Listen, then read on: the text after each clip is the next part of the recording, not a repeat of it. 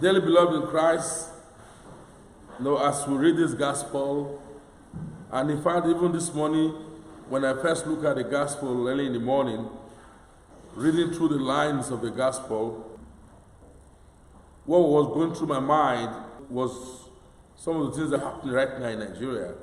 Because even as we slept last night, till this time, as I'm speaking with you, some of our brothers and sisters don't sleep.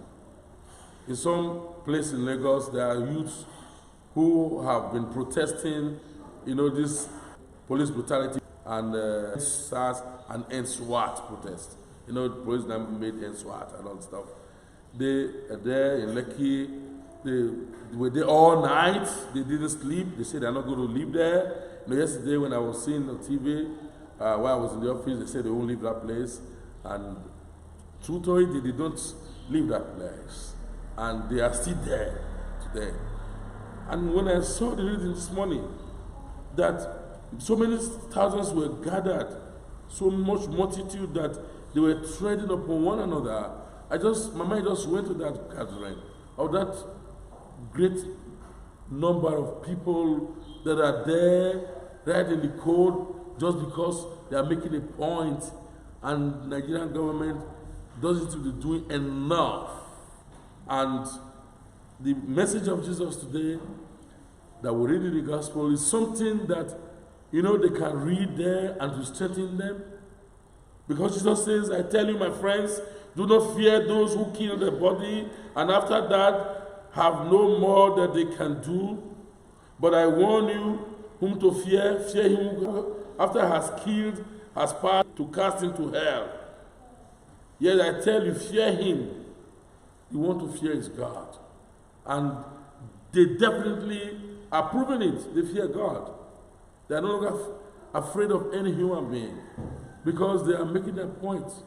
And when I also praise the governor of Lagos State because I think he's trying his best. He's just trying to see that he meets their demands.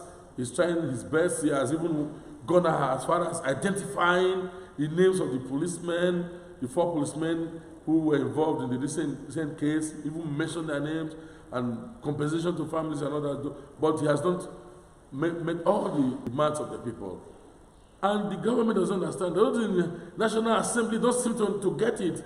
When they were there at the National Assembly, they were demanding to see the Senate President. He didn't come out. And they complained about them. They don't seem to understand. The more you delay, the more the group enlarges, the more their demands. And even the Special General of Police, I used to respect him because he's an intelligent man, but I think he should better answer these people and put an end to all this nonsense that he's doing and do a proper restructuring of the police and listen to the youths. Because if does not, they will soon ask for his head. I mean, they won't say he should be killed, but they will soon ask that he should be removed. And if they add that to their list, not that the government makes it, they will not be quiet. So it's better if you're in an office, you make the best use of the office. Because if you don't make the best use of the office, the people will soon ask that you be removed. The youths are getting wiser and wiser. You see the things that are bringing them together now. I do not think Nigeria's problem is religion. Religion is not the first problem in Nigeria. I say religion is not the first problem in Nigeria because you see these people who are gathered now, they are planning to have a Jumat service this weekend there. Islamic service. They are planning that with tariffs, they will have their Sunday service there for Christians. They are planning that they will stream this weekend games there. The youths are together. You see, they were eating. You see, all kinds of hawkers are there selling food. They even have free drinks, free umbrellas, free raincoats, even in the rain. So no one is going to go. People around neighborhoods are all there. I wonder if some of the other security forces are not in their support. And they are making a point. They say, end this nonsense. And their demands are becoming more and more. See, they are now beginning to ask for the removal of certain persons from offices, those bad political leaders, and if the Nigerian government doesn't act fast, Lagos is the place where things begin. Everything begins in Lagos. Everything, good, bad, ugly, begins in Lagos. When coronavirus came, we saw how Lagos received it. And we saw how it boomed in Lagos. You see how this is in Lagos? If care is not taken, It's in other parts of the country, and if they insist and they continue this way, it will begin a very big revolution, and it will be a revolution that will change the entire country. It is better they control it. You know, when you have fire, if fire just begins, you just try to quickly put it under control so it doesn't spread. But when the fire spreads so much that you cannot control it, it will burn your house. If you are not careful, you want to go in, you will be burnt with it. A time will come when these leaders will get to understand. They think they are fighting for their children. They will soon see their children among those who are fighting against them. Then they will be hopeless. Because when the children you think you are stealing for, you are hiding already the country's resources for, now join those people who are telling you to stop stealing. Then you see that all that you have been doing has been useless. So I think our leaders should listen and put an end to the SARS stuff and the SWAT.